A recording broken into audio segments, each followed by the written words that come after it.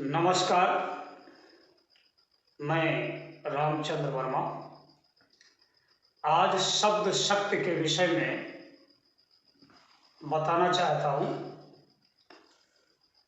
शब्द शक्ति क्या है, किसे कहते हैं? तो शब्द के अर्थ का बोध कराने वाली शक्ति को शब्द शक्ति कहते हैं। अर्थात वह शक्ति जो शब्द के अर्थ को प्रकट करती है, शब्द शक्ति कहलाती है। शब्द शक्ति के भेद। शब्द की ये शक्ति 3 रूपों में होती है, यानी शब्द की 3 शक्तियां पाई जाती हैं जो उसके अर्थ को प्रकट करती हैं। ये हैं अविधा, लक्षण, व्यंजना। अविधा वो शब्द शक्ति है जो शब्द के शाब्दिक अर्थ को प्रकट करती है। कोई भी शब्द हो, उसका शाब्दिक अर्थ खोलने वाली शक्ति अविधा कहलाती है।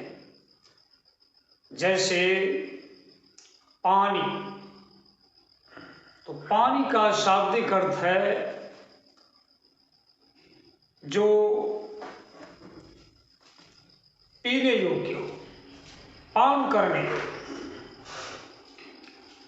जो पान किया जाए, पानी। लेकिन पानी का अर्थ चमक भी है। तो अविधा से जहां पर अर्थ प्रकट ना हो, वहां लक्षणा शब्द शक्ति से उसका अर्थ लेते हैं। तो पानी का अर्थ जल अविधा से आया, और पानी का ही अर्थ चमक लक्षणा से, और पानी का ही अर्थ प्रतिष्ठा, मर्यादा भी है, जो व्यंजना से निकलता है। कहते हैं ना कि उनकी आंखों का तो पानी भर गया, अर्थात उन्हें अपनी मर्यादा और अपनी प्रतिष्ठा का जरा भी ध्यान नहीं है। इसी प्रकार गधा शब्द है, तो गधा का शाब्दिक अर्थ तो ये है कि ये एक बोझा ढोने वाला पशु है, जानवर है।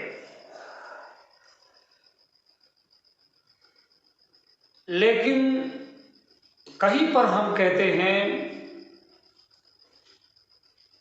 कि आदमी नहीं, वो पूरा गधा है। तो यहां पर गधा शब्द का जो शाब्दिक अर्थ है वो नहीं उचित बैठता, इसलिए इसे हम लाक्षणिक अर्थ कहते हैं। लक्षणा शब्द शक्ति लगा करके इसका अर्थ निकालते हैं जिसमें गधे जैसे लक्षण पाए जाते हैं, अर्थात मूर्ख। क्योंकि गधा बार बार समझाए जाने पर भी नहीं समझता। एक ऐसा जानवर है जो समझाने से नहीं समझता। इसी प्रकार से जो व्यक्ति बार बार समझाने पर भी नहीं समझता और अपनी ही धुन में रहता है, उसे हम कह देते हैं कि तुम गधे हो। तो ये लक्षणा शब्द शक्ति। और तीसरी व्यंजना शब्द शक्ति है जो व्यंजनार्थ प्रकट करती है। जहाँ पर शब्दार्थ और लक्ष्यार्थ दोनों उचित नहीं बैठते, उपयुक्त नहीं बैठते, तो वहाँ पर व्यंग्यार्थ लिया जाता है व्यंजना शब्द शक्ति के द्वारा। जैसे कहा गया कि चेहरा मुरझा गया, तो चेहरे से और मुरझाने से क्या मतलब, यहां पर चेहरा मुरझाने का जो व्यंग्यार्थ है, जो व्यंजना शब्द शक्ति से निकलता है, वो उदास होना है। कोई व्यक्ति उदास हो गया तो कह देते हैं कि चेहरा मुरझा गया। गाल फूल गए, तो फूलने का मतलब क्या है, नाराज हो, ये व्यंजना से है। इसी प्रकार अन्य शब्द भी हैं, जैसे कुंभकर्ण। तो कुंभकर्ण का शाब्दिक अर्थ तो घड़े जैसे कान, कुंभ माने घड़ा होता है, कर्ण माने कान, तो घड़े जैसे कान शाब्दिक अर्थ हुआ। लेकिन इसका जो व्यंग्यार्थ है, व्यंजना शब्द शक्ति से जो निकलता है, वो अधिक सोने वाला, जो अधिक सोने वाला है उसे कह देते हैं उसकी कुंभकर्णी नींद अभी भी नहीं खुली, अर्थात अब भी सो रहा है। तो ये व्यंजना शब्द शक्ति से अर्थ निकलता है। तो हिंदी भाषा में किसी भी शब्द का अर्थ खोलने के लिए, उसका अर्थ बोध करने के लिए इन तीन शब्द शक्तियों का सहारा लेना पड़ता है: लक्षणा, अभिधा, लक्षणा और व्यंजन। तो आज इस वीडियो में हमने तुम्हें शब्द के अर्थ को प्रकट करने वाली शक्तियों के संबंध में बताया, जिससे तुम शब्द का सही अर्थ निकाल सको।